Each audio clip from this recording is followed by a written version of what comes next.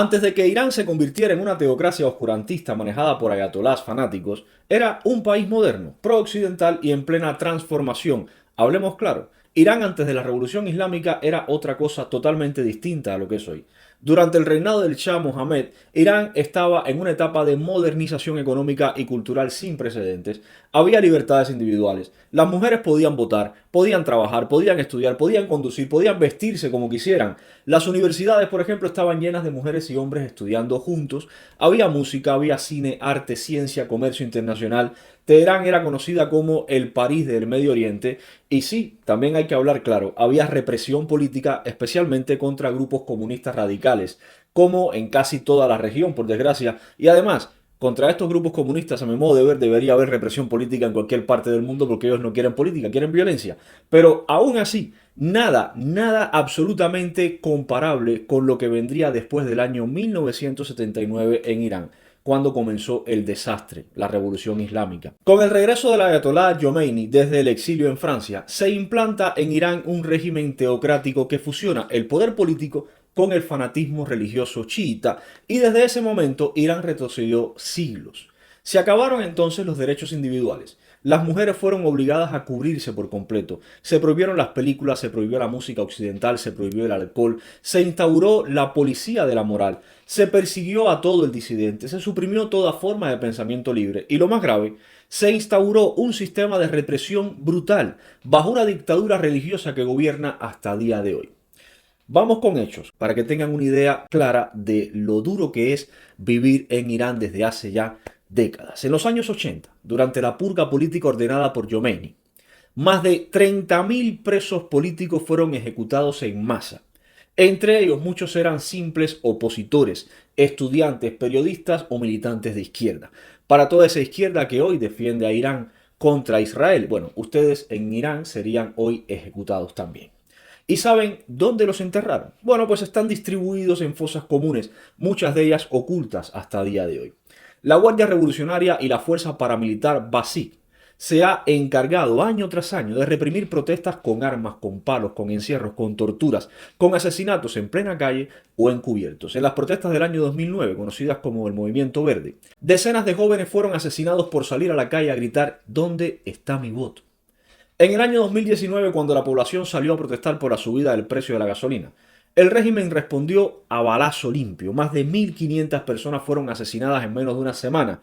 El internet fue cortado y el mundo no pudo ver la masacre en directo, pero los datos terminaron saliendo a la luz pocos días después. En el año 2022, el caso de Mahsa Amini, una joven de apenas 22 años que fue asesinada por la policía de la moral simplemente por no llevar el velo correctamente, o por lo menos por no llevar el velo como ellos querían que la llevara. Este caso provocó una ola de protestas sin precedentes en Irán. La respuesta del régimen, ¿cuál fue? La misma: balas, torturas, ejecuciones, más de 500 muertos y 20.000 detenidos en solo 3 meses. Y ojo, estamos hablando de un país donde, además de todo esto, se ejecutan homosexuales en plazas públicas como escarmiento, se les lanza de edificios, se les cuelga de grúas, donde las mujeres necesitan permiso de un hombre para viajar, para manejar, para estudiar, bueno, ya ni estudiar las dejan, y donde ser ateo o cristiano te convierte en un blanco fácil de los fanáticos que hoy gobiernan el país, te ejecutan también por ser ateo o cristiano. Irán es hoy una prisión gigante disfrazada de país. Mientras el pueblo sufre, los ayatolás viven en mansiones rodeados de lujos y financiando milicias terroristas por todo el mundo, desde Hezbollah en el Líbano hasta los hutíes en Yemen o Hamas en Gaza. Esto no es solo un régimen religioso, es una maquinaria de represión que utiliza a Dios como excusa para controlar, someter y matar a todo el que se le oponga. Cuando hablamos del conflicto actual con Israel, hay que entender bien con quién se está enfrentando Israel. Con un régimen que ha hecho del terrorismo una herramienta, de la represión una costumbre y del odio a Occidente ha hecho su bandera.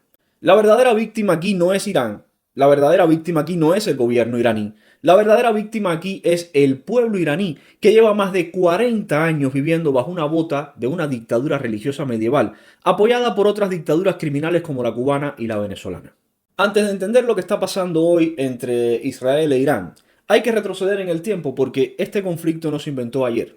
Esto no es una pelea improvisada ni llevan 3 o 4 semanas ahí tirándose bombas. Esto es una guerra fría que lleva más de 40 años cocinándose y que hoy está llegando a su punto de ebullición.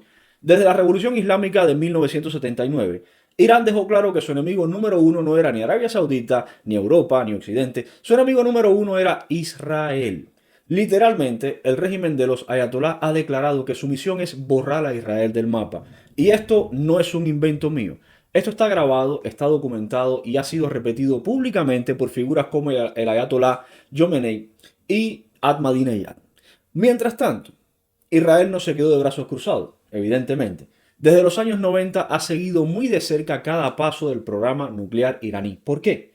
Porque para Israel, Irán con una bomba atómica no es una amenaza, es una sentencia de muerte. Y aquí empieza entonces una guerra en la sombra. Israel, por su parte, hackea sistemas iraníes. Israel sabotea laboratorios en Irán. El Mossad elimina científicos nucleares. E Irán responde con ataques desde sus brazos armados Hezbollah en el Líbano y Hamas en Gaza. Y esto no es teoría, esto es real. El programa nuclear iraní ha estado avanzando a pesar de sanciones, inspecciones y acuerdos que, al final, Irán siempre termina violando. Por ejemplo, en el año 2015, Obama firmó el famoso acuerdo nuclear. El acuerdo básicamente le dio a Irán miles de millones de dólares a cambio de promesas que Irán nunca cumplió. En 2018, Trump canceló por considerarlo una farsa este programa nuclear. E hizo bien porque desde entonces Irán ha seguido enriqueciendo uranio, ocultando sitios y desafiando a la comunidad internacional con estos sitios ocultos que se dedican justamente a enriquecer uranio, que puede ser usado para generar energía o para construir armas nucleares. En paralelo, el régimen iraní ha estado además financiando el terrorismo por todo el Medio Oriente. Hezbollah en el norte, Hamas y la Yihad Islámica en el sur, los hutíes en Yemen y grupos pro-Irán que operan en Siria, en Irak y hasta en América Latina. Allí los vemos en Venezuela. Israel ha ido respondiendo, sí, pero hasta ahora con precisión quirúrgica, drones, ataques selectivos, inteligencia, no una guerra abierta, pero esa contención ya tiene grietas. Ya a Israel se le estaba yendo de las manos y por suerte ha respondido de la forma en la que estamos viendo. En los últimos años, y esto es clave, Irán ha intensificado sus ataques directamente contra territorio israelí a través de terceros. El lanzamiento masivo de misiles desde Gaza, los drones desde Siria, el apoyo a insurgencias, todo con una sola meta, desestabilizar a Israel y debilitar su capacidad de defensa. Y mientras el mundo miraba para otro lado, Israel se fue preparando. Israel, como siempre, lento pero aplastante. Creó alianzas con nuevos países árabes como Emiratos Árabes y mejoró su tecnología de defensa hasta niveles que ningún otro país de la región puede igualar. Pero ojo, Irán también se fue preparando. Estaba claro que en algún momento uno de los dos iba a dar el primer golpe directo y ese momento llegó y por suerte lo dio Israel. Y ahora vamos a ver los hechos concretos, porque lo que está ocurriendo en junio de 2025 entre Israel e Irán no es un simple cruce de amenazas, es el estallido frontal de una guerra que se venía anunciando desde hace años. Primero, el 12 de junio, Israel lanza la operación León Resurgente, un ataque aéreo masivo, quirúrgico y milimétricamente calculado. Más de 200 aviones de combate, drones y sistemas de inteligencia actúan al unísono. El objetivo, destruir el corazón del programa nuclear iraní y neutralizar toda capacidad de represalia inmediata del régimen. En menos de 4 horas son bombardeados más de 100 objetivos en profundidad, incluyendo Natanz, Fordow y Faham y varias bases de la Guardia Revolucionaria Islámica. Además, según fuentes filtradas, se utilizaron bombas penetrantes de última generación capaces de perforar los búnkeres subterráneos iraníes. Israel no avisó, no pidió permiso, no esperó a nadie, golpeó primero y golpeó fuerte además. El 13 de junio, Irán responde entonces y lo hace con una ofensiva brutal. Lanza más de 150 misiles balísticos y decenas de drones Shahed contra ciudades israelíes y bases estadounidenses en la región. Tel Aviv, Jerusalén, Haifa, incluso la Academia Científica de Weizmann reciben impactos, hay muertos, hay heridos y la población de Israel se refugia en los búnkeres. Se activa el sistema de cúpula de hierro, pero el volumen del ataque es bastante grande y algunos misiles logran traspasar la cúpula. Del 14 al 15 de junio, Israel entonces intensifica el contraataque con más fuerza. Lanza nuevas oleadas de bombardeos, esta vez no solo sobre instalaciones nucleares, sino también sobre estructuras militares, fábricas de misiles, centros de mando del régimen y depósitos estratégicos. Se reportan explosiones en Teherán, en Qom, en Mashhad y en Tabriz. La población iraní entra en pánico y ahí son las imágenes que vemos de las caravanas saliendo de las ciudades en Irán. Las calles de Teherán quedan vacías, las embajadas occidentales comienzan ya las evacuaciones. Se estima que más de 400 ciudadanos europeos han abandonado Irán en cuestiones de horas. El 16 de junio, Irán lanza su carta más peligrosa hasta ahora, el nuevo misil balístico Ha-Qassem, en honor a Soleimani. Llega hasta territorio israelí y causa daños, algunos dicen daños importantes, otros dicen daños menores, pero la realidad es que atravesó la cúpula de hierro. El ayatolá Khamenei aparece en televisión para declarar que no se rendirán y que esta guerra es una prueba sagrada. Mientras tanto, desde Washington sale Donald Trump a exigir la rendición incondicional del régimen iraní, moviliza activos militares en la región y deja claro que si Irán toca directamente a Estados Unidos, la respuesta será desproporcionada y final. El 17 y el 18 de junio, el conflicto alcanza un nuevo nivel. El Organismo Internacional de Energía Atómica confirma que las plantas de centrifugado de Karak y la instalación subterránea de Tesa han sido severamente dañadas, lo cual provoca un riesgo de fuga nuclear en Irán.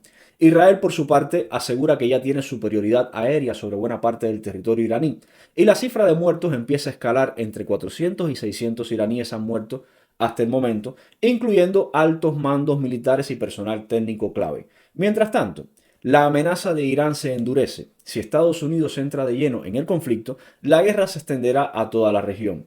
Y así llegamos al día de hoy.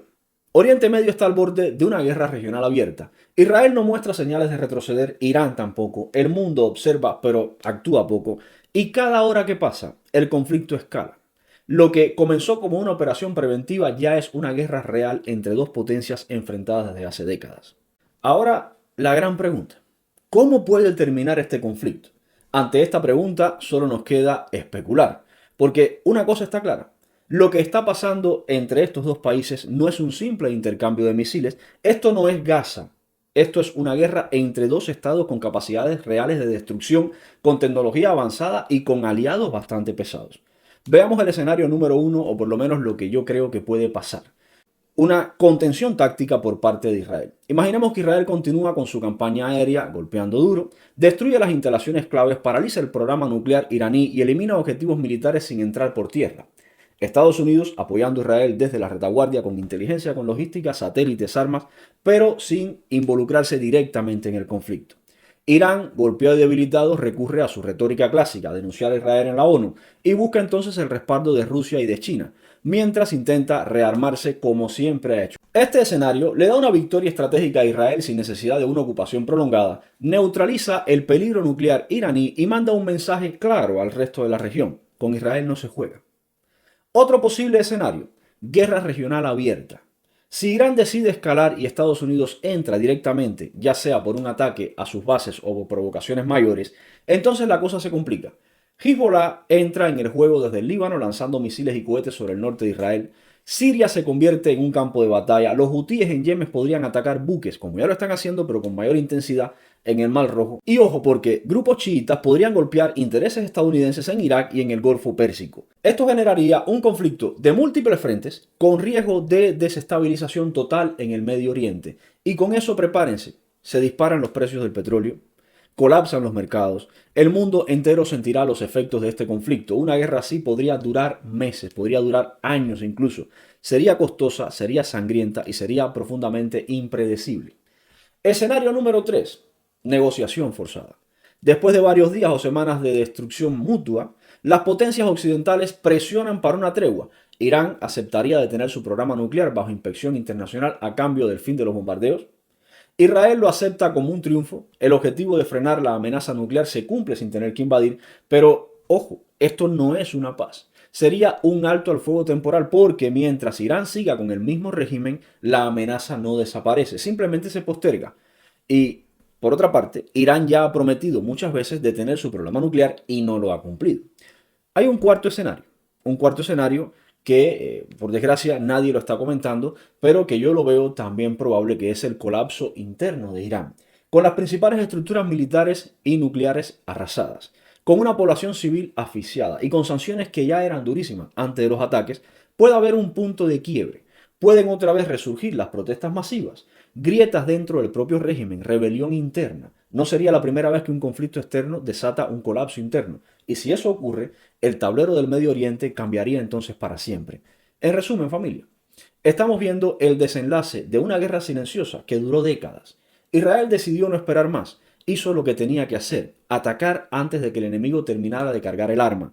Irán, por su parte, no va a ceder fácilmente. Tiene un régimen ideológico fanático dispuesto a sacrificar a miles de sus ciudadanos con tal de no mostrar debilidad. Lo que está en juego no es la seguridad de Israel, es el equilibrio entero de Medio Oriente y con ello el equilibrio entero del mundo.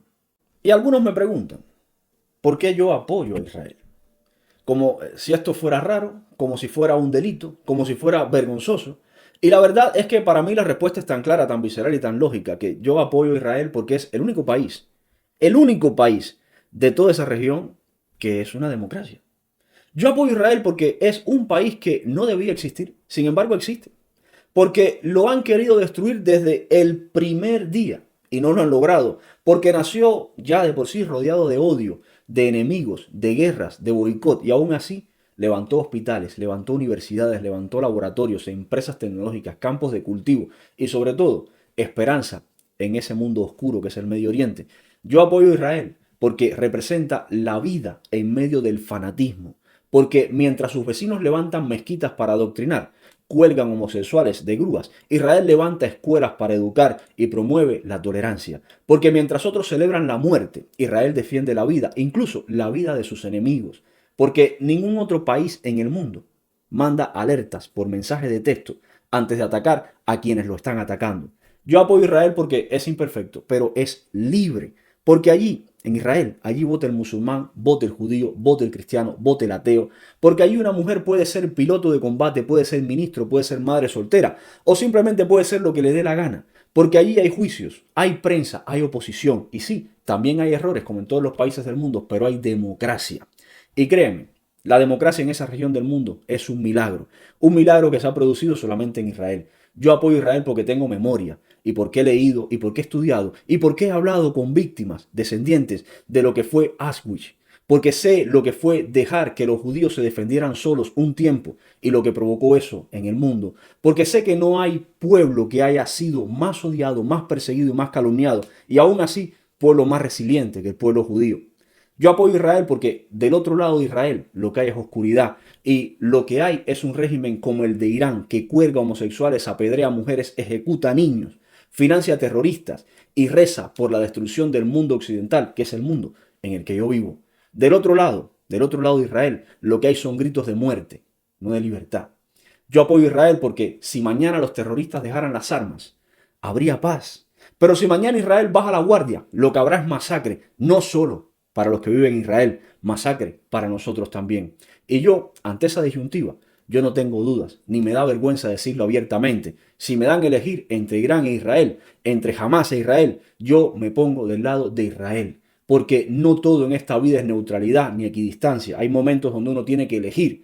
Y si te toca elegir entre la libertad y el fanatismo, si a mí me dan a elegir entre Israel e Irán, entre la vida y la muerte, entre la verdad y la mentira, yo elijo Israel. Y antes de terminar, familia, te traigo una información importantísima. Este vídeo es patrocinado por nuestro abogado experto en temas de accidentes, resbalones y caídas, Jesús González. Cualquier accidente, resbalón o caída que te ocurra a ti o a cualquier familiar, a cualquier conocido, llama automáticamente al número que está en pantalla, 786-473-3780.